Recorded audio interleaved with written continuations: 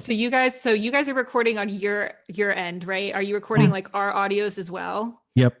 Okay, cool. I know you guys have your super fancy setup. We're still really amateur. You saw our super fancy right. I know. setup. I was like, I need to get on your level, but it's great. I can send you the Zoom recording when it's Perfect. done, and I'll send you the Audition. Are you using Audition? We use GarageBand. Okay, But maybe we should. If that's what you use, we should probably switch. I'll put it as an MP3. Yeah, that's and totally then fine. send you the MP3 of the raw audio file. Yeah. Cool. All right. All right. Well, welcome, you two fantastic, wonderful human beings. I'll let you introduce yourselves. But yeah, welcome. You should introduce yourself because their audience doesn't know That's who true. you are. You're right. This is Mel with No Simple Road, one of the three hosts that we have. And I'm Aaron, one of the three hosts of No Simple Road. And the conductor. And yeah, that's me. And I'm Apple. I'm the third of the three hosts. Yes, of No Simple Road. And today we have two somebodies joining us. So why don't you introduce yourselves to our listeners and tell them who you are, what you do. Sure. So my name is Elizabeth. I am one of the co-hosts for the Almost Familiar podcast, which we started this year. We focus on what we call the neo-hippie festival community that occurs at the intersection of jam music and electronica. And honestly, one of the reasons I started it was after hearing your podcast, after hearing No Simple Road, because I was interested in learning a little bit more about the Grateful Dead culture, because as I haven't been to too many shows, but as I started going to see Dead and Company, I kept drawing all of these parallels between your community and the community that Wes and I are part of. And I just wanted to unpack that a little bit more. And so as I was exposed to content about the Grateful Dead, about Phish, about that kind of community, I was introduced to your podcast by my good friend Christina, and I was like, this is such a cool way to cover the community and the music and the culture, and I wish something like that existed about the culture that I'm a part of. And so instead of waiting for someone else to create it, I was like, maybe I should just create it with my good friend Wes. Wow. Yeah. That's really awesome. How long did that take for you to turn that around, Honestly, like a year, maybe a year and a half. Because Christina honestly is the person that encouraged me to do all of this. And for those of you who don't know, Christina works at a little bio. Yeah, Christina works at OSIRIS Media. I think she's like the director of operations. So I know you talk to her a lot with your podcast, but she and I have known each other since we were 11. So she's been part of my life for a long time. And I told her that I started writing again about music festival culture, and she encouraged me to do this podcast. So she's been super, super supportive along the way, but it was really hard to get it off the ground because I'm much more of a writer, and that's like the medium that I'm familiar with. So to try to do audio and like hearing myself talk has been really, really weird. And it's just so much more improvisational, but it's been really fun to experiment with. But I have to say, the first couple drafts that I tried to do it by myself first, and I was like, I can't do this.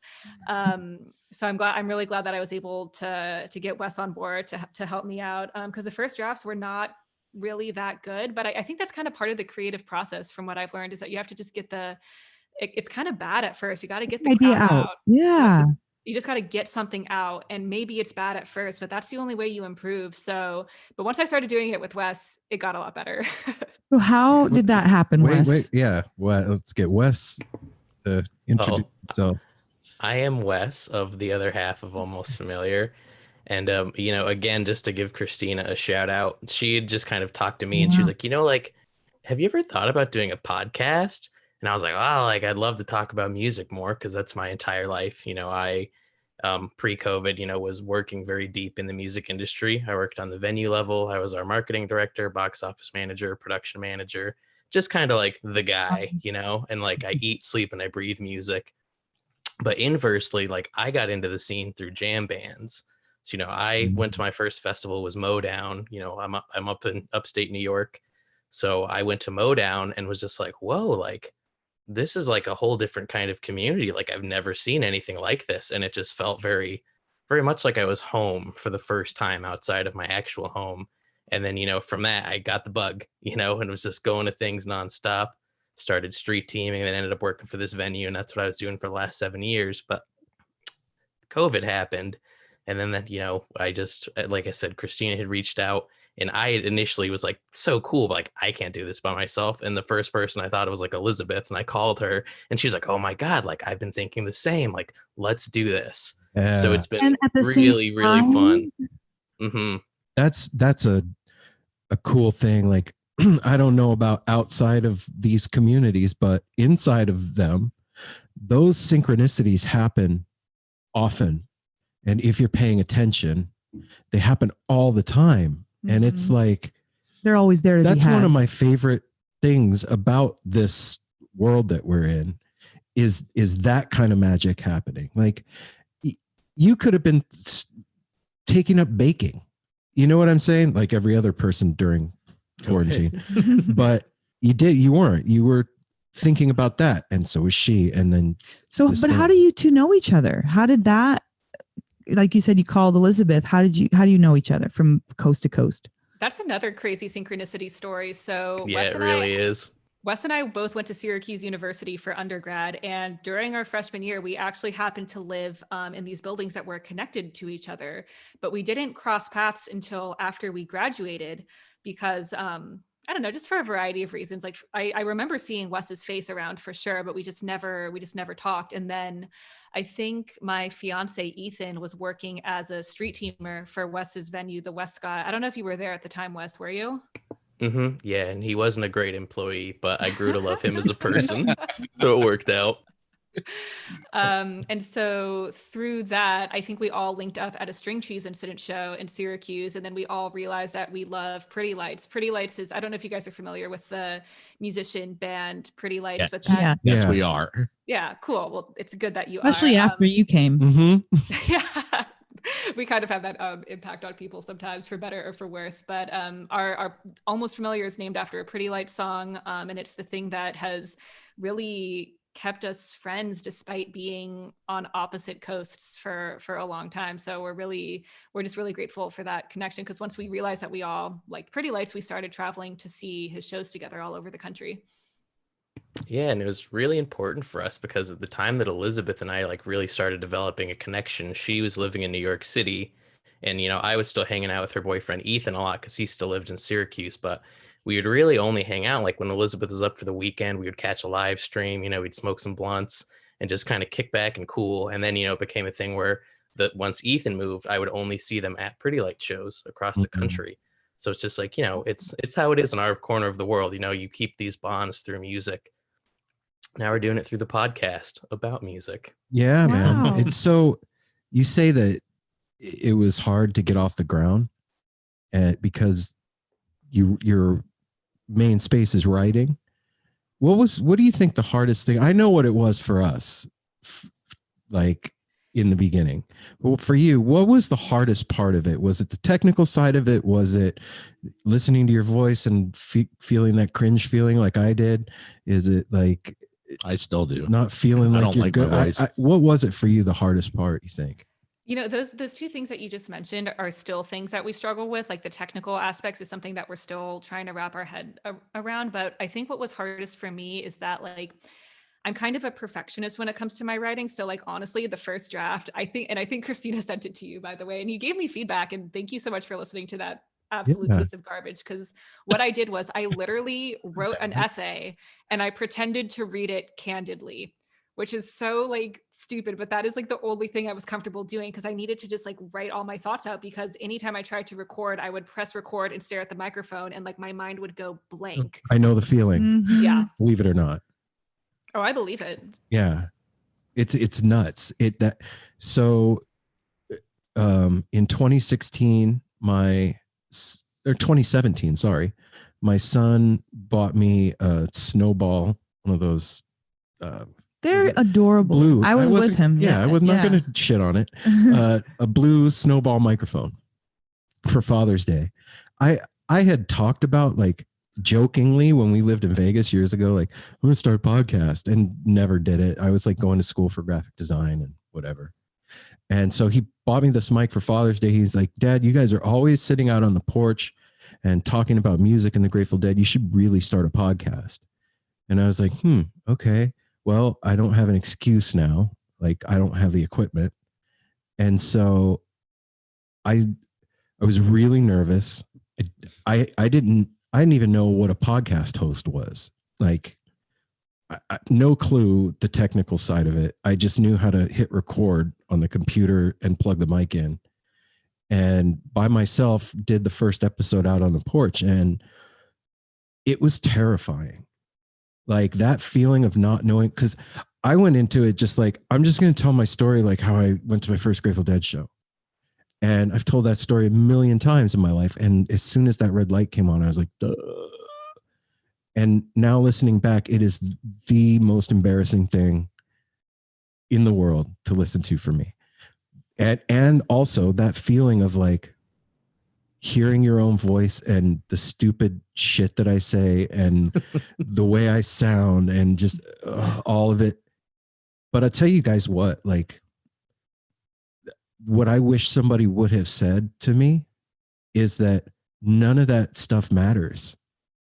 It really, really doesn't. Like, how you feel about your show.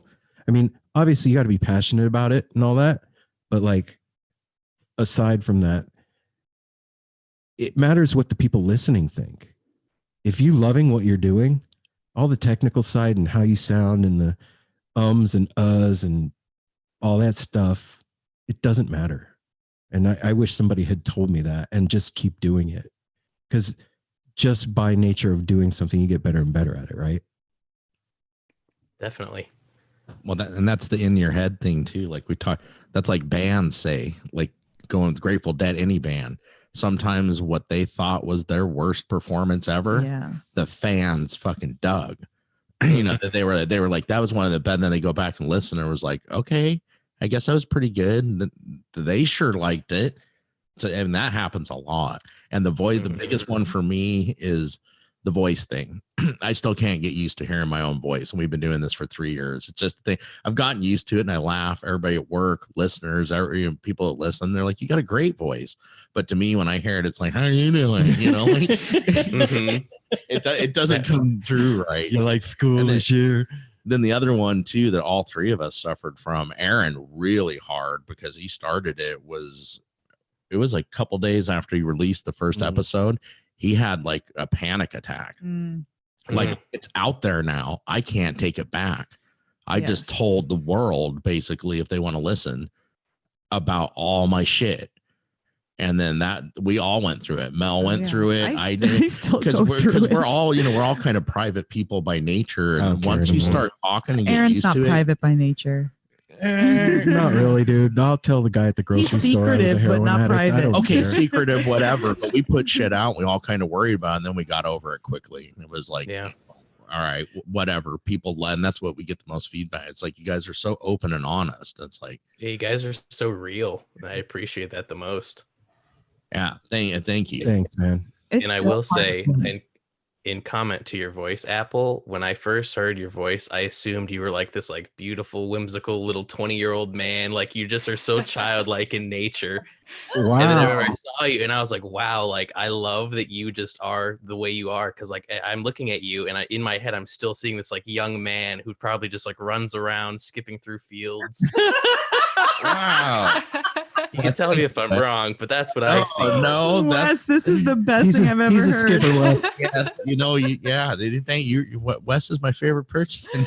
No, I appreciate that, man. Wow. You know, it's something that I wanted to get into with you guys. I mean, I know that we're sharing a show right now, so I don't want to take over, but I'm taking over. But I want to ask a question that I kind of got answered when you were here at the house, but I'd like to dig into it more. It's like what you said about the crossover between Pretty Lights and the Grateful Dead community. I want to know about that because I've never been to a Pretty Lights show. And so I don't have that frame of reference or experience in my head to understand what you mean. So can you help me out with that? I don't even know where the fuck to begin with that. I love to look at your thing when you said never been to a show. West, when we said you've never been to a show. Talk about your first Pretty Lights show. Like, okay, how did you get how do you even know about Pretty Lights? What, like, I guess turned on, but not even like, where did you listen? Who, what, where, when, how? The notion of getting turned on is actually something that I learned about through your podcast. And I don't know if that like phrase is part of like our culture's vernacular. I would love for it to be. And that's kind of a question that we have started asking a lot of our guests about like their, just like the moment that it clicked for them is like at their first show when they were like absolutely hooked. And I hear that a lot in Grateful Dead culture, but I always want, and it made me start to think about what it's like for people in our community. So I guess the way that I found out about Pretty Lights was through, I guess just like through the internet and through this social media platform called Tumblr. Are you guys familiar with that? Oh, yeah. Yeah, which I don't think anyone uses anymore, but I remember just like coming across it on Tumblr, like not really paying attention to it. And then he was playing a show in Albany, which is near Syracuse. And my college roommate was like, we should totally go. And I was in that phase of my life where I would go to like any EDM show like ever that was like within throwing distance of Syracuse. So I went and I really liked it. It didn't click for me until a couple shows later and until I did a really deep dive with his entire discography. But I guess it's just the feelings that it gives you. And what does it for me is that like, it really, I think Pretty Lights is it's like for emotions that words can't describe. And it really helped me process a lot of things that like, I just didn't have the vocabulary to process. I didn't have like the tools and the resources to process. So it was like an outlet for me. And there were a couple other DJs that did that for me too, but Pretty Lights like really helped me tap into certain emotions that I wasn't able to access otherwise. Like what? Words you can't describe. No, I want description. Describe the undescribable. I know it's so hard, but I would say like loss, regret, like melancholy, like all of this. I had this really, I had this tough experience of sexual trauma that happened to me towards the end of high school, and I just did not have the resources to process it at all. And Pretty Lights is known for using samples in his music, and that's kind of like, it's sample based music. And so there are just these certain lyrics that he uses as hooks throughout his songs that really resonate with me. Like, for example, I think in this song called Something's Wrong, it's like, sometimes I feel like I haven't learned anything, when you just kind of you're in this like pattern and you're in this cycle and you don't know why. And you just feel like you keep repeating your mistakes. And you're at this time in your life, like in college, for example, where you're kind of like fucking up all the time and you don't really know how to do anything yet. And you just feel like you haven't learned anything yet because you keep fucking up. Or there's this other beautiful hook from this song called A Million Tomorrows, where it's what is it? It's, I can't understand where the feeling is gone, but it's a million tomorrows for one yesterday. That's what I'd gladly pay. And it just kind of makes me think about like what happened to me, and like what I would trade for it to not happen to me. It's like, would I trade a million tomorrows? Would I trade the future that's in front of me just to be able to have like one chance to not make the mistake that I made? Just things like that I really hadn't thought about. And it just helped me process things. It's really, there was therapy. Well, that, and you could basically be describing the same experience that it was for me to go to my first show. And for a lot of people, their first shows, musical. It really, music allows you to release things in a way that you don't even expect to do. Like, you don't expect it, and it just comes out. And it's how music makes you dance. Like, think about it. On your regular everyday, you're not just dancing all the time. I mean, maybe there's a few rare people in this world.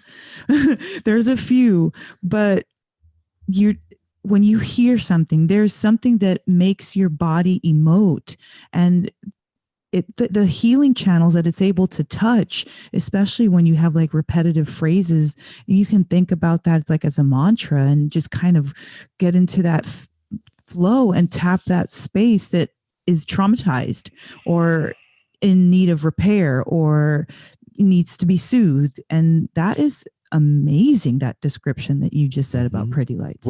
What about you, Wes? So for me, it was I had known about him a lot longer before I had seen him. So he's from Colorado. He grew up in a town like 30 minutes from where I grew up. And it was like a friend's older brother was like, hey, like, listen to this. And I was like, oh, this is like really cool. But, you know, I wasn't a big music kid growing up. My father passed away when I was a kid. And then my mom is from South America and just like doesn't have super good music taste. Like I listened to a lot of Ecuadorian windpipe albums, like some pretty off-brand shit that's certainly cool in its own regard. But, you know, like my mom wasn't ever like, hey, like, do you want to know about Pink Floyd? And I was just like, no, I don't know shit about Pink Floyd. It's like all this stuff I had to learn about later. But for me, it was I went to Mountain Jam in 2014 because at the time, you know, I was really into the jam scene and I was going to see Tedeschi Trucks for like my third time. And they were my favorite group at the time and they still are because they're perfect. And, I can't disagree with that. yeah, I mean, they're just the best band, like objectively. I'm not even putting my own biases in it. They're just perfect. But Pretty Lights was on this lineup and I was like, oh shit, like that'll be cool. Like I didn't go to electronic shows. I didn't know what that vibe was about, but I remember just being there and I had, you know, moments at shows where I'd done acid, which was a new thing for me. And just like, I also have a lot of trauma from my past. And it was when I take acid, you know, it's my ego just kind of leaves and I'm just there and I'm present and I'm experiencing what's going on in front of me. And for Pretty Lights, I was sober and I had that kind of feeling where it was just like the whole experience was like so encompassing between like the sound and the lights and the music. And it was music that I known from what I had heard, but it was like a lot of hip hop stuff. And I was like a big hip hop kid and he was playing these hip hop tracks. And like Elizabeth talked about like some of the songs, just like it's this party and then it turns into like a real kind of awakening moment where I've recently come to talk about Pretty Lights music as like, it's music for people that have anxiety, but just want to have a good time. You know, because like the guy Derek himself, I think he's a lot like Jerry Garcia, where he is like very in tune with pain and he is able to channel that into the ways that are helping others in like a dancing way, you know. Like you see people at dead shows twirling around. Like I see the same thing at PL shows, people that are closing their eyes and just there, but also somewhere else where they need to be as well. And it's I get chills just thinking about it, and I miss those too. times. You just gave me chills. This is incredible. I'm opened up to a brand new thing today. You guys have just exploded my mind into a brand new thing. You know, the first, so I obviously was around in the 80s during the whole rave thing when it started, but it was younger people that were doing it. So that I missed it. I was like on tour with the Dead. And then after that, raising a family. And when that was all happening. And so when we started going to shows again and music came back into our lives as this force, I knew that there was crossover, but intellectually I understood it, but I didn't know what it felt like. And I didn't know where it sat, didn't know why.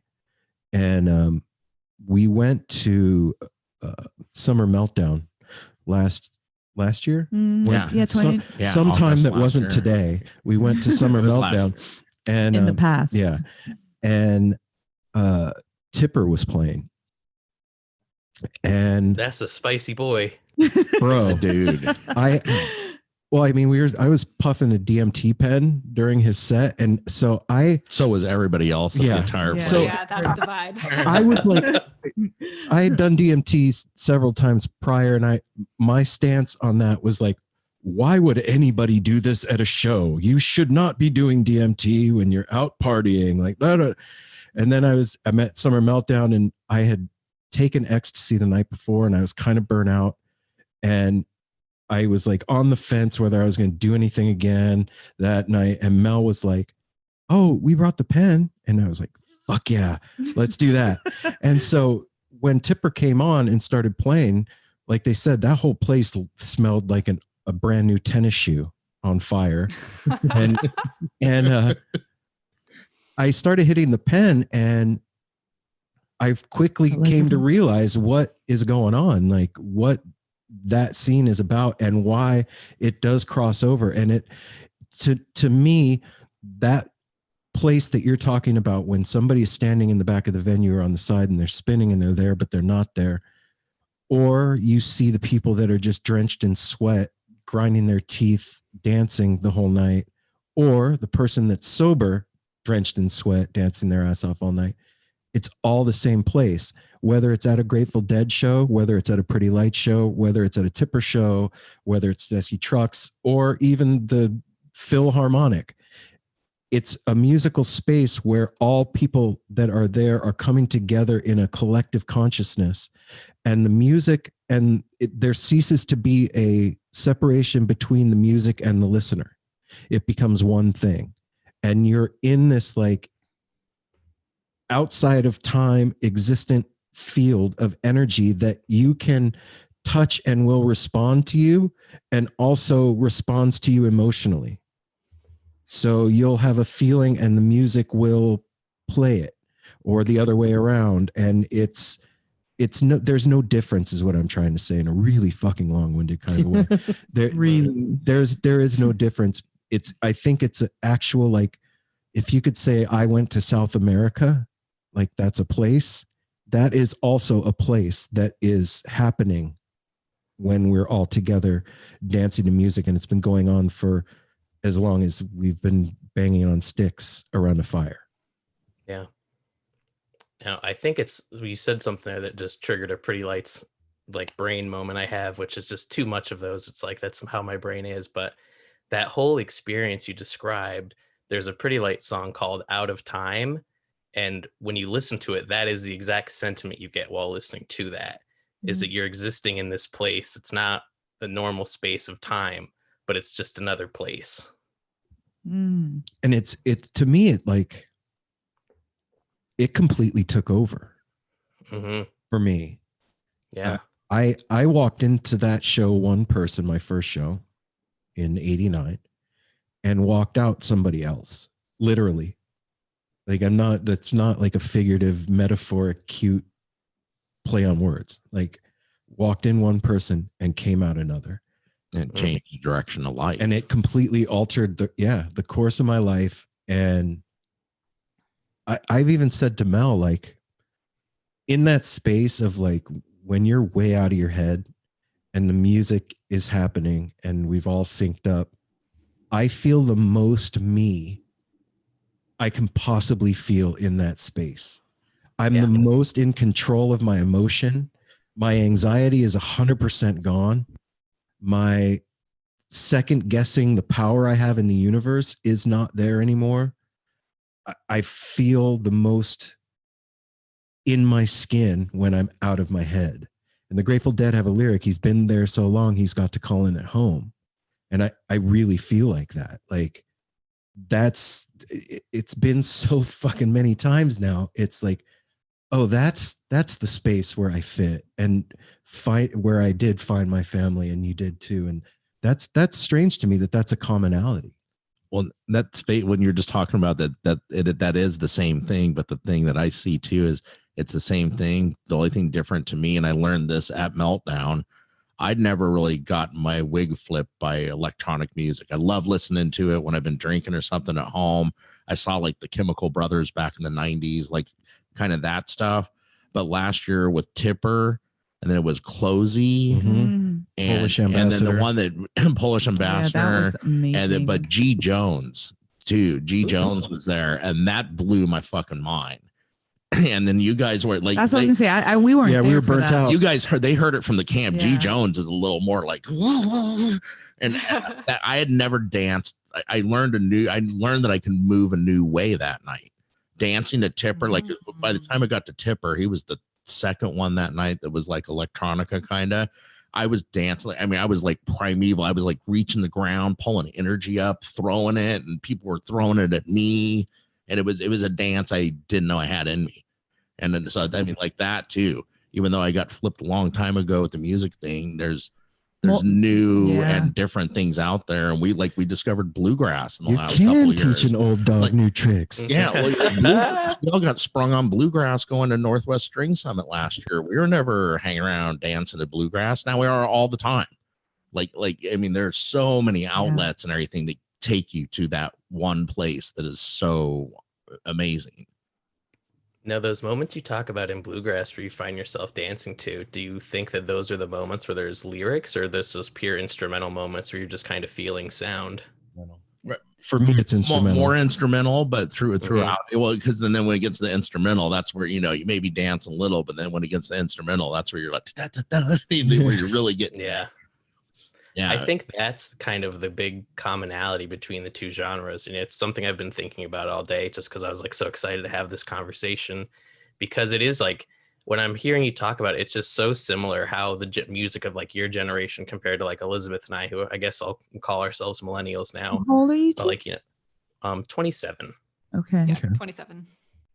So it's like, the jam music that when I started to get hooked were those like big instrumental moments, like when Mo would start going off on like musical segues, like, and I'm like, what is this? Is this one of their songs? And people go, no, but it's sick. I'm like, that is sick. And then, it's something you feel. And then like with electronic music, it's that bass. It's like, it's so primal. Like, I feel like it gets in your body, and there's like, you're like, well, I have to like move like this because it's in me like that. And it's just thick. Mm-hmm. Well, like right before we moved to Portland, Aaron and I were really getting into going to drum circles out in the desert when we lived in Las Vegas. And I didn't realize how much I needed to dance to drums until that time. Like, I was like, where the hell has this been my whole life? Why wasn't I doing it? And I would just, I wouldn't care if there was 20 women there or 20,000 men, or it didn't matter who was there. I was in my own world, and it was the desert. So it was like, like raw and kind of just very earthy. And I realized how much dance and music are part of like shaking that. You have to like shake out the dross of your body and your spirit and your auric field and your emotions and all of these toxins, and move your lymphatic system and like get your, like, I'm learning all this through like, when I was working in the spa, in like intuition, lyrics, just things that would come to me, and realizing in all the ways that music and drumming and lyrics can take you to these places that heal you in unpredictable, incredible ways, like layers upon layers.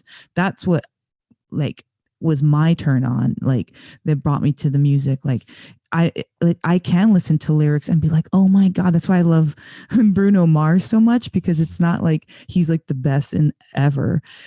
He came to me in a time where he shook my cage. Like, his lyrics were so personal to me, and then he got me moving with his beat. That's what drew me in, and I was like, oh shit, like he is talking my like language. And it just it was like, and so it impacted me like a PL show or Dead show or Joe Russo show or whatever.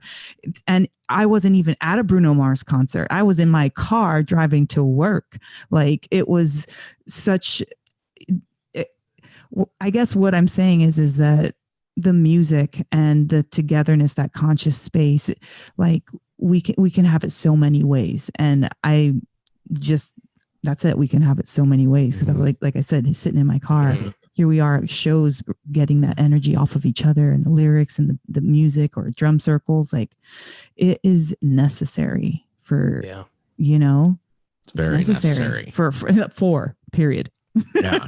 And we're all really missing that this year. That's what I wanted to ask you guys. Like, how are you doing through this? I mean, obviously the answer is this sucks, but like, I've been asking everybody because we need other people's perspectives right now, because all we have is our own heads. And this is a tough space for people like all of us.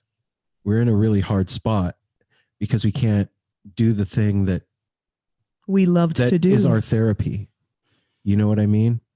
So I know what my coping mechanisms are right now.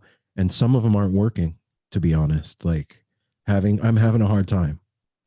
And I'm just curious, what are you guys doing to like fill that gap, if anything? Yeah, I'm sorry to hear that the coping mechanisms aren't working and that that you're having a hard time. And I'm kind of experiencing something similar. And luckily there is a pretty light song for this feeling, and it goes by the name of Up and Down I Go, because that's just been the nature of my whole quarantine, is that I don't know why it is. I think it's maybe because I'm working from home and I don't have that built-in separation. And maybe it's also because of the lack of music and that outlet, but my mental health ups and downs are just so much more amplified than they have ever been. And it's really hard for me to deal with. I guess you could just call them mood swings. Like, it's just, sometimes it's almost like manic depression almost. And like, I ask my therapist every week, I'm like, am I manic? Like, what is going on? But like, I usually, like right now, I feel normal, happy, good. But then all of a sudden sometimes, and I think it's hormonal too, but sometimes I just get into these lows that last anywhere from like 1 to 10 days. And I'm just like, I don't know what this is. I don't know how to get out of it. And it's just, I think now that I know when they're coming and how to identify them, I kind of just like ride them out. But I think, yeah, indeed. But it's just the amplification of those ups and downs has just been really hard to deal with. But I think this podcast has really helped me personally, because the best part about it is that we just get to reflect on all of these like wonderful memories and experiences that we've had. So it's almost like you're reliving them or living through someone else's experience vicariously. So that has been really helpful for me personally. Yeah. What about you, Wes? I mean, every time people ask me this question, I'm always like, do I give like the polite quick answer? Like, do I just really dig into it? But this is the dig in time. This is the dig time. Yeah. What else do we have is this conversation? What are we all going to do after this? You know, like, yeah, we really do want to know how you're doing, you know? Yeah, I mean, this year sucks. This has been one of my absolute worst years. I mean, and then the fact that there's a pandemic happening too, it's like, ooh, you know, the extra kick to the nuts. But I'm in this weird place where like I miss connection a lot, you know, and that's what we're talking about, is the things that we all miss is the connection. And, you know, I was really busy working in the music industry. I was doing like 90 hours a week, and I was burnt out, and I was just feeling tired and jaded. So at first it was like kind of nice to slow down. But then as the prospect of like not working ever again came back, I was like, well, fuck. So then, you know, I had to pick up a job. Like, I'm working a job that I don't like, which is like the first time I've done that since college. And then I dealt with the loss of my grandma recently, which was like, it's my first time with loss in the family. And she was like my best friend. And, you know, it's my dad's grandma, or my dad's mom. So we had already had a very tight bond, just because, you know, my dad was her oldest son who died, and then I was her first grandkid. So it's just been really weird. And, you know, I have a lot of unhealthy coping mechanisms that I'm now like, I'm proud of myself because I'm not turning towards them, but fuck, do I want to? And it's just tough. We were just talking about this. Yeah. And, you know, I'm just like, well, like, fuck, like I could just go to the liquor store and just buy a bottle and just kind of hang out. Like, I don't know, but I'm not. And I'm just sitting with these emotions, and I'm letting them kind of take their toll on me, which is like what I know I should be doing, but I'm just over it. You know, and like Elizabeth said, what's that? What stops you from making shitty choices?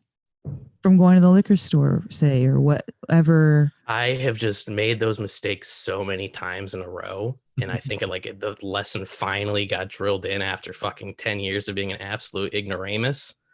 Yeah. But yeah, you know. We learn through repetition, Wes. Yeah. Look, I know that some habits are way more unhealthy than others to continue in a row. That is definitely, you know, out there. But sometimes we do need to get knocked over our head more than once to learn the lesson. And that's just what it is, you know? It's not good or bad. It's what it was. Yeah. Just as a thing to not try to beat yourself up. Oh, you already made a shitty choice. Now you're going to beat yourself up about making the shitty choice. Like, come on, at least just, you know, take one punch, not two. Yeah. It's very strange, dude. Again, the synchronicity thing comes up. You're describing a conversation that we had today. Like, you even said words that I said today, just now. it really goes to show that that experience that we have at a show when we're all connected doesn't end when we walk out the venue door.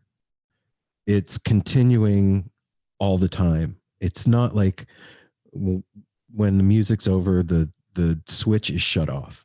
You're turned on. I drew a picture a long time ago, and it's an on button, like it says on underneath it, and then you would push the button, and there's like all this like musical notes and shit coming out of the top of it, and there's no off button next to it. You're turned on. That's it. And there is a collective consciousness. There is a vibrational field that we are all connected to that doesn't know distance. It doesn't know miles or time. It's just is a thing, and we're in it, and we're all feeling it, man. I fucking had it. Enough already. Like, I'm over it. That's what I said today. I'm fucking over it. And it's 10 months in, and I don't want to sound like defeatist or negative, or I'm just being real. Like 10 months in, like enough's enough is how I feel. And like, when are the cops going to show up and bust this party that's happening? Or like, when's mom coming home to make everything better? Like, none of that's happening. There's no knight in shining armor. No, there's no. So what the conclusion that I've come to for me, and maybe this will help you guys out, is the moment that we're existing in time right now, there's a unique opportunity in this for all of us. This thing can be the thing that crushes us and finally finishes us off. That's a possibility. That's option A. Or option B is to really get behind the availability of time that's happening right now and put our passion into something creative and put something out into the world. And whether that's doing a podcast, writing, painting, singing a song, playing a fucking pan flute, whatever the thing is, do something with this time that will outlast you being in it. Does that make sense? Yeah, and I think that's what the podcast is doing for me. Like Elizabeth said, is like, it's cool. And you said that fear about having something that's just out there, like, at least as of now, I'm looking at that from a very positive lens where I'm like, it'll be so fun to look at this in like 5 years when I know like I'll be fine and be like, man, like, do you remember how fucking scared you were? And like, you started this podcast with like one of your best friends, and like, you're still doing it, because I'm assuming we're still doing this in 5 years. It's part of my 5-year plan. Hell yeah. But I'm just like, I'm excited to be looking back from the future, because I know it'll be all right. Wow. Talk about optimism. That's a really good lens to look through, because yeah, I think I've had a shitty year too. I'm midway, and I'm denial plus realism. Like, I know there's a problem, but I'm not going to say there is. Yeah, we don't want to. I don't want to get that out in the air. And to for people to smell it or see it, and all of that shit has come to light this year for me. Like, all of my little shitty habits of how I keep myself in the dark about what's really going on in myself, and how my shadow side has been begging for like at least to be acknowledged, instead of like, it's just all the things that have come up because of the time we have to stew over or mill over or look over our lives and our habits and our collections. It really is like no other time in our life, because from here, no matter what, our best feet are going to go forward, because we've gone through some shit. If you get through this, you've gone through some crazy ass shit, and however you made it, you did it. So that's how I'm looking yeah, everybody at it. gets a And there's some participation lessons. medal. Hey, And there's definitely and some everybody can make their own medal. You could be 50th, you can be first, you can be a tiger, you can be a, lamp, whatever you want to do.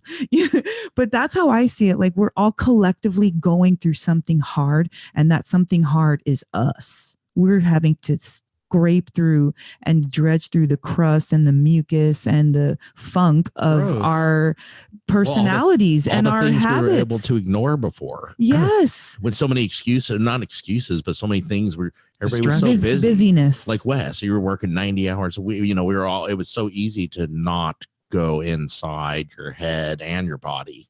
Yeah. And we've all had to do that, and our homes and each other. Yep. Freaking- Whoa, I think it was on a timer. that was weird.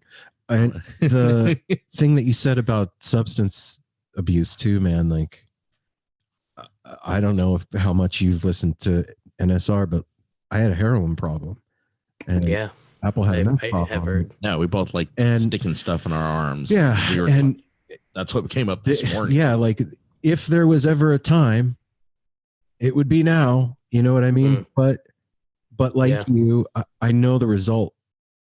I know. Well, wait, hold on. You go further, because the look on Mel's face, like, what were you guys? The reason I brought up is because which this was good too. Just in a nutshell, me and Aaron, I guess, have been getting on each other's nerves. We both knew it. Weren't saying. We had a little blowout this morning. Underlying shade. And it needed to be said. We both each other. When was the last time we said "fuck you"? We both, like, earnestly, "Fuck you, fuck you." And he stormed out of the house, and then I immediately, after 2 minutes, followed him out, and then we talked for 20. But we both agree. It's like, dude, we got to keep this strong. This shit's getting us down. It's starting to kind of pull us apart a little, and we're not talking as much. And the one thing we both agreed, like, if he didn't have Mel and me, if I didn't have my support if he was system. on his own, or I was on my own, Vegas, wherever the hell we were at, we would be going. It'd be so easy to go back to that fucking person, that dark passenger, as we, kind of like, just be, yes, that'll make me feel good. But it makes you feel good for, especially with liquor too. I get that, dude. I have issues with that. They know that makes you feel so good for one night, but then the crap that comes after it, physical and mental after, it's sometimes it's worth, you can, like, legitimize talk yourself into it. Like, Yeah, I'm gonna really enjoy Friday night, but the next 3 days are gonna suck. But I'm with you, man. Tough, you are. The knowledge of the aftermath is what keeps me going. And also, like, you and I and everybody, like, we've got people that care about us, and we're doing something special, whether we realize it or not. Like, you guys are really doing something amazing for your community And yourselves. and giving that community a voice that can go out and can be heard outside of it is gigantic, man. I never realized that was even a thing that could happen before No Simple Road. And I would have never even thought of it had listeners not said it to us. Do you know what I mean? Like, so it's important work, man. And you're giving back to something that has given you so much, And so just in that, like, that, sit with that feeling when you're low a little bit. I mean, I know those low feelings, and sometimes that doesn't quite cut it, but it's another arrow in your quiver, your arsenal, to fight that demon off when it shows up on your door, man. And this Thanks for saying podcasting, this podcasting thing, you've both said it, and we say it all the time. This podcast, especially this year, it's a savior. It's like medicine to be able to do this. Because it gives us something to look forward to, like booking guests, hearing feedback. It's given us something when the 5 of us here are so used to being able to go to those festivals, get those connections, which have been taken away. We have this. A lot of people don't. And we are hearing, that's what I was just going to say. And we've been hearing that about months ago. We were like, this makes us feel, and then we've got more feedback. Like, I appreciate you guys so much more during this, because you're keeping the conversation going, and you're giving us new, it's both It's new sides. input. I'm curious with you guys, what's the plan for post-COVID for the show? That's a good question. I'm not sure that I've thought about that too much yet, but I mean, I would love to do more things in person besides just being able to do something in person with Wes. I would love to do more like show specific things, like some of the stuff you guys have done where you've gone to festivals. I think you've done stuff at that's like so Summer cool. Meltdown, at like High Sierra. Like I'd love to kind of do something at an actual festival and like cover the actual event in this way. But I don't know, it's all still just like a work in progress, and we're kind of just still getting feedback from people and just seeing where it goes. But What's the response been like? I've been surprised by how many people have reached out, because honestly, Aaron, one of the best pieces of advice that you gave me, I think it was when Christina and our friends spent some time at your house, you were like, don't look at the numbers. And I was like, okay. Because anytime I log into Simplecast, which is the platform that we use, like our numbers are more than modest. They're very modest. But like once you told that to me, I was like, I'm really not doing this for the numbers. It's kind of like a social experiment, if anything, to see what comes out of it. But we've had like maybe 5 or 6 people reach out now, which I know doesn't seem like a lot, but like even the first person that did it, I was like, it's all fucking worth it. Yeah. Like, it doesn't, Yes. I'm like, it doesn't matter that like, I don't think I'm the best host in the world. Like, it doesn't matter if I'm a mediocre host. It doesn't matter if my editing skills are mediocre. Like, it's the content that matters. It's the quality of the conversation and like the perspectives of our guests. Like, this isn't about me and my perspective. It's about our guest perspectives for me. And like, just hearing that it resonates with people and people being like, oh yes, I've been wanting something like this. I've been looking for something like this. I'm like, oh, good. This is what I wanted. And even if it's just like 3 people listening, I'm just so fucking happy that it resonates with some people. So it's been great. Wow. And that's what matters to you. And you know what's going to happen from that? Because what we've learned, one of our biggest things we ask is like, whatever, Patreon, this and that, tell a friend. And when somebody do that much, what are they going to do? Their friends are like-minded. Oh, dude, listen, they're going to tell this them. podcast. They're going to tell them. That's how we've seen. That's how it really grows to our community. Well, that's how we all find out about the really good jams. Like, dude, have you heard this tweezer from fucking whenever? Or, how it goes. And it's not by some Spotify playlist. It's right. Well, now it kind of is too, a little. I'm curious with you guys in your podcast. I mean, because we interview, it didn't start out that way. It didn't happen for a little bit where we reached out to musicians, and we haven't asked many, but it seems like it's harder to get to electronic artists to do interviews. They're not as willing. I was just wondering if you guys have thought about it, or I think we've been pretty lucky with our guests so far, just because most of them are people that like we've talked to in some sort of happenstance before. Like I used to do some freelance stuff for Live for Live Music, so I've done like written pieces and interviews. Like a couple people I reached out to through there, like people I met through that. But one of the artists, Mr. Bill, Elizabeth, reached out to just because she is doing stuff about sexual misconduct in our kind of the electronic scene, and he was affiliated with a group that was working on that. But we don't know. We are just literally, we talk about it. We're like, who should we message? Like, do we just slide in their DMs? Like, what's the move here? And like, I expect that some of the electronic artists, we're in kind of like Tipper. There's a guy named Jade Cicada who's like of that same cadence. And I was thinking about messaging him, but I'm like, he probably will say no, because I know he's a very private person, but I'm not sure if that's pretty regular with all these guys or what the deal is with that. But like, who have you guys tried reaching out to? Who would you like to talk to in the electronic realm? Tipper was one we reached out to and kind we of got to know. Like that's not, tough. not like a maybe, thank you, but like no. Yeah. Before the whole Bass Nectar thing happened. Yeah, before that, I reached out to them, and they actually got back to us because of the crossover between Grateful Dead and Bass Nectar's whole thing. Yeah, and, that's how I presented it to them, and they were like, we're interested. It's not going to happen right now, but we are going to hold on to the email, and if in the future. So him and shit. That's you guys shot right for the top. Good for you. why? You're getting like undercards. You know what, man? Listen, that's how this it's what we began. knew. My advice always to Aaron was always because he's like, oh my God, he like will mill over it, but he'll act immediately. He just needs the encouragement, So I'm like, babe, so what? What are they going to say? No? Okay, then let's move on. And he also is from that mindset because of his dad, being in the entertainment industry. Like, you don't aim for the dirt. You just don't, you got to put your head up. You got to, put your chest up. And so he just needs the encouragement. And I was like, why not say something? Go for it. That's how we got O'Teal on the show. Like, we had like 12 or 13 episodes or some shit like that. We were nothing. And I just DM'd him. Fuck it. All they can say is no. You know what I mean? Like, I don't even know them. I can't even be embarrassed. You know what I'm saying? Here's the bass player for Dead and Company we're reaching out to. We'll try, but expecting no. And 10 minutes later, I get a boom. Here's my number. Like, do I call him? What do I do? Should I take a shower?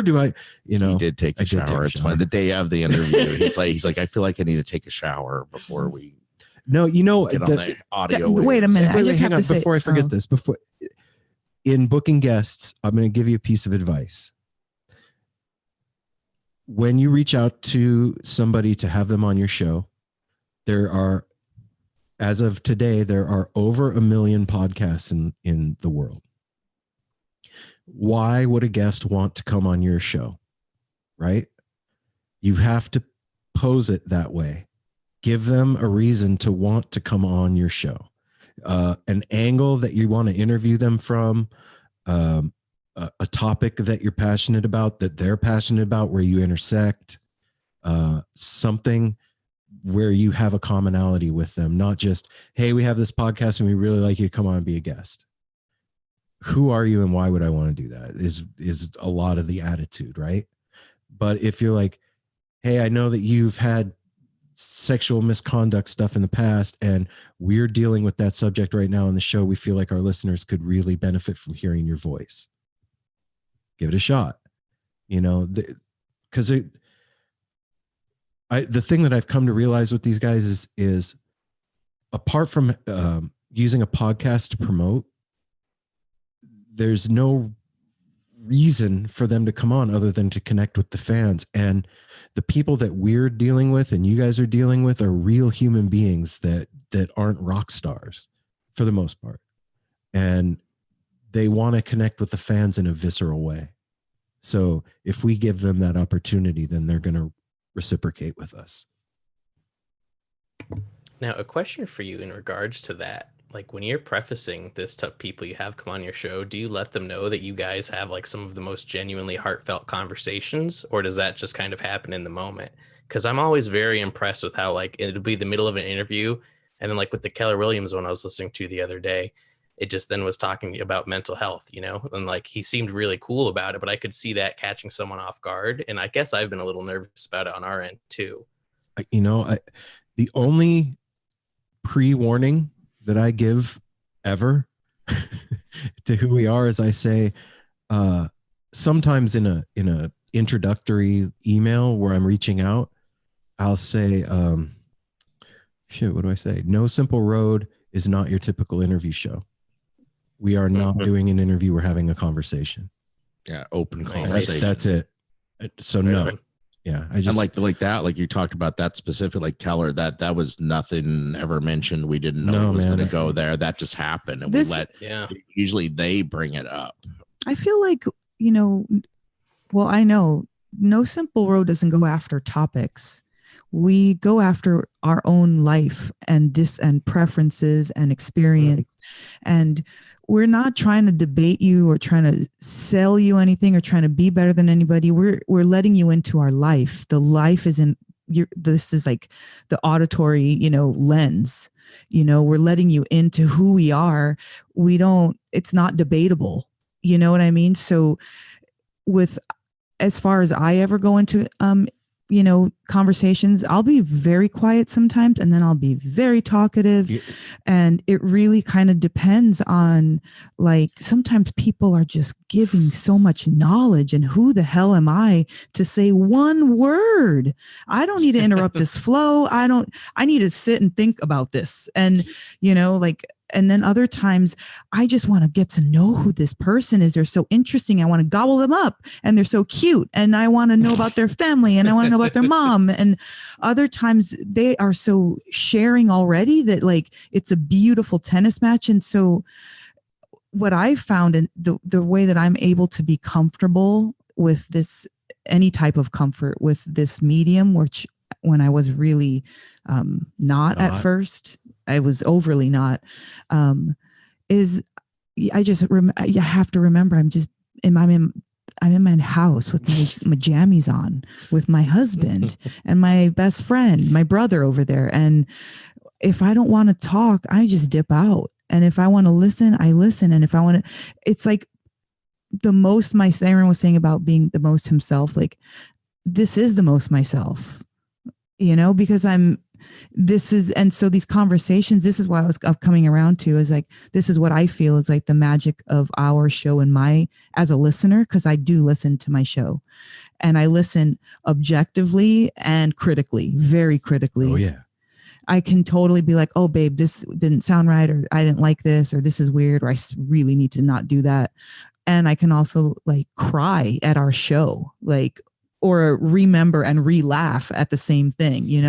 I do that a lot. And so this is what I found is the shows help me to be the most myself and start to uncover myself by being awkward and being scared and interrupting and knowing like, oh shit, I shouldn't have done that. Like, I need to just chill back. Like, it's given me such an opportunity to learn in front of everybody, but behind the scenes at the same time. The thing that comes to mind, if you guys haven't listened to it, we interviewed Dave Schools from Widespread Panic. Oh my gosh. And that was heavy, you guys. Mel was really quiet during the interview.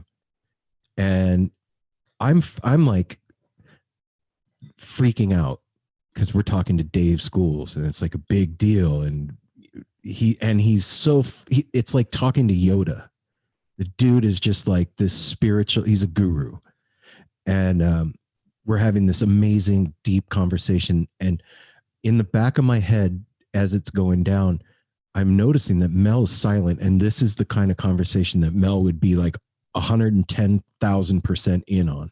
And I'm thinking, what the hell's going on? Like, why is Mel being so quiet? And so we get to the end of the thing and we're getting ready to say goodbye. And Mel just blurts out, hey, Dave, I have to tell you something. I've never had a panic attack before, but I just had a panic attack during this interview. And strangely enough, we're talking to the guy from Widespread Panic. Mel's never had a panic attack, and she has a panic attack talking to that guy. And they're named after the guy which was in the band that used to have panic attacks. And that's like, why the band is named. Anyway, whoa. So she to Schools is like, I just had a panic attack while we're talking to you. And there ensues like 10 more minutes of them having a conversation about like, it's okay. And why it maybe happened and blah, blah, blah. But my point is like, you can't plan that shit. Do you see what I'm saying? Like in answer to your question, no, man. Well, and he was very thankful that Mel remembered that. He was like, thank you for telling me. It was such an emotional. Like, that's weird that you would talk, but thank you. And yeah, they like that stuff's not planned. I just always have real emotional responses. I should say not always. Let me rephrase that. I allow for real emotional responses to come over me, even in inopportune times.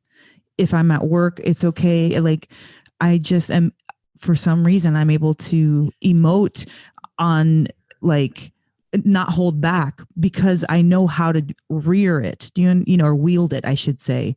And sometimes it takes over me and I feel like maybe I was even channeling or something or tapping into something, but it was so real that I couldn't let the conversation go by without telling him, because it would have, if he was in my house, he would have known about it. And that's what I felt like. He's in our dining room. That's when we were still in our dining room. But he was in our home, so to speak. And so I had to let him know what was going on and the impact that the conversation was having on me. And if you can be that sincere and just be yourself, that's my advice. Just you know, and you two are, I can already feel it. Yeah, I've listened to the show. I love it. So yes. And Elizabeth, I do have to say, like, you just being so open about something so traumatizing, I feel like that deserves a Valor Award, because I have always been so schooled against being talking about anything that is taboo like that, you know, any type of sexual taboo or mental health taboo, that for you to share that and then go one step further and, you know, try to educate and shed light, like, I feel like that's what a warrior is. You're doing such an amazing job at being vulnerable in the right kind of a way. So thank you for that, because that's what I got from when I listened to the show, when I met you, and now Wes, seeing you, and I heard your voice too. Like, I'm picking it up, you know, and so picking up what they're putting down. just encouraging it, you know. And we're all teachers. You're teaching. We've learned that too. Some of the stuff where, like, maybe we shouldn't have said that. Then you'll get feedback. So many people want to say what you're saying, need to hear somebody else say it. Yeah. There's so many people that keep it in and think they're alone. We've all heard, you know, you think you're alone. You think you're, you know, there's so many people are in the same boat that once they hear you say something, or like, it can save people. You know, like I said before, one of the main things I think for the five of us to keep in mind is that feeling of when we walked into that first show and realized that we were home. And right now with your podcast, you guys, because I've listened to, you're creating that same space for people of a like mind in a time when they don't have that space. And it's huge. And just don't stop. Kudos. Yeah. Just don't fucking stop, man. Don't overthink it. You're already doing it because you love it. And I'm also telling this to myself as I'm saying it to you. Yeah. You know, don't overthink it. Do it. You're just doing it. This is very healthy projecting. I'm here for it. Yeah. Good. Right on. Good. Because sometimes we forget that we need a cheerleader. Like, that's a real position. If you would ask a cheerleader if she, you know, was like necessary, hell yeah. Like, we need that role in our life like that. Somebody who really believes in us and is encouraging and can tell you the truth and can also, like, you know, be that, you know, your wingman when you need it. Like, we need that. Well, and so I just want to say, like, we need to and during those times, this is why we're recording them, is one of the reasons I feel like this is why we record these conversations, because somebody at some later date, either one of your listeners or one of our listeners, is going to need to hear this conversation. They're going to write into either your show or into our show, or make some kind of, like, make it known that this impacted them just to hear it. And like you said earlier, Elizabeth, it could just have been one of 5 people that wrote that letter. That's all that matters. One person listening to this, that they're like, oh man, thanks guys. Like, yeah. One that's a trip too is like wait till you guys are going to start getting episodes behind you. When we get feedback, we're 170, 180 shows in. When we get feedback from like episode 11, that somebody just now, like yesterday, listened to, that we did 3 years ago, and it's just as relevant. They're like, that episode, and it makes me, I'm sure them too, when we hear that, we have to go back to that, like oh shit, that was so long ago. That one just kind of in the filing cabinet, and you're like, whoa. We're gonna have to go here in a second. Yeah, we got somebody coming. I have to tell you this before we go. You know, the thing that I told you about the numbers, Elizabeth, a friend of mine said something to me that really stuck with me. And like I told you when you were here at the house, I got really hung up on that for a little while. And a friend of mine, Jake, he does the Midnight on Earth podcast. Nice. He was like, dude, the pie is infinite. Nobody's taking your piece of the pie. There's infinite pie out there. So don't worry about it. Don't worry about your numbers. Don't worry about, you know, if somebody else gets a guest that you wanted or whatever, that's you should be happy for them because they're living their dream. They're not taking anything away from you. And that was really good advice for me. I needed to hear that at the time. And just the fact that there's infinite pie out there. And if you do what you're passionate about, it's going to come to you. It's the law of the universe. It's reciprocity. You're putting out your love out there, and that love vibrates back to you in however you want it to manifest back. You're putting your time, talent, creativity, and energy into this thing and throwing it out to the universe to see what bounces back to you.